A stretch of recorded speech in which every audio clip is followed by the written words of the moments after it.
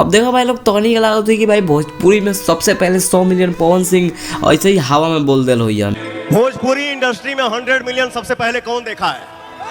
पवन सिंह। अरे रुको जरा, झमकावला से थोड़ी होला। हम बताओ तनी भोजपुरी के कौन सा गाना रहे जो पर सबसे पहले 100 मिलियन व्यूज कंप्लीट भई रहे।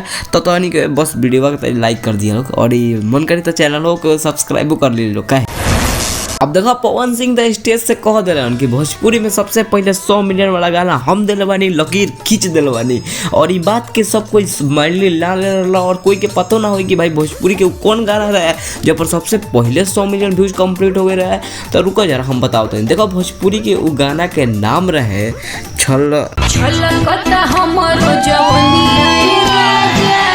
बातें बातें ना काटे काटे चलेला। आ पवन सिंह के बात बड़ा लंबा चलेला, मतलब तनी मनी शेयर मार देनी है।